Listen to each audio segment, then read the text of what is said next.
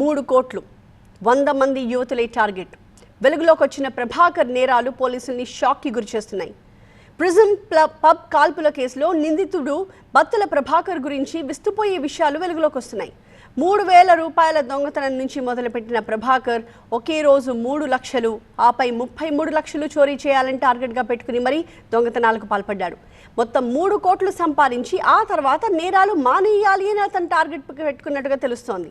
100 మంది యూతులతో సన్నిహితంగా ఉండాలని లక్ష్యంగా పెట్టుకున్నట్టు పోలీసుల విచారణలో బయటపడింది. అలాగే ప్రభాకర్ చెస్ట్ మీద 2 వైపులా పచ్చబొట్లు కనిపిస్తున్నాయి.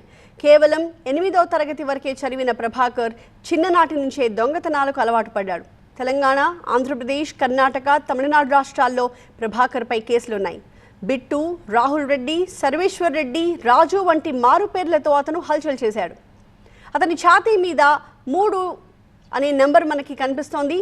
3 అని టాటూ వేయించుకున్నాడు అతను. నార్సింగిలోని గేటెడ్ కమ్యూనిటీలో నివాసం ఉంటున్న ప్రభాకర్ ఒడిశాకి చెందిన ఒక యువతితో సహజీవనం చేస్తున్నాడు. స్నేహితుల పేర్లతో సెకండ్ హ్యాండ్ లగ్జరీ కార్లు కొనుగోలు చేయడమే కాకుండా నెలకొక కారు మారుస్తూ జల్సాలు చేసినట్టుగా పోలీసుల విచారణలో బయటపడింది.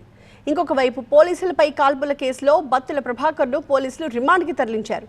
14 రోజుల పాటు బత్తుల ప్రభాకర్కు రిమాండ్ విధించింది కోర్టు. ప్రభాకర్పై తెలుగు రాష్ట్రాల్లో 80 కేసులున్నాయని మాధాపూర్ డీసీపీ వినీత్ కుమార్ చెప్పారు. 3 పోలీస్ కమిషనరేట్ల పరిధిలో 16 కేసులు అతని మీద నమోదయ్యాయన్నారు. 2023 నవంబర్ నుంచి ప్రభాకర్ తప్పించుకుని తిరుగుతున్నాడన్నారు. ప్రిజం పబ్కి ప్రభాకర్ తరచూ వస్తున్నట్టుగా సమాచారం అందడంతో అతన్ని పట్టుకోవడానికి వెళ్లిన క్రమంలో పోలీసులపై అతను కాల్పులు జరిపినట్టుగా డీసీపీ వెల్లడించారు.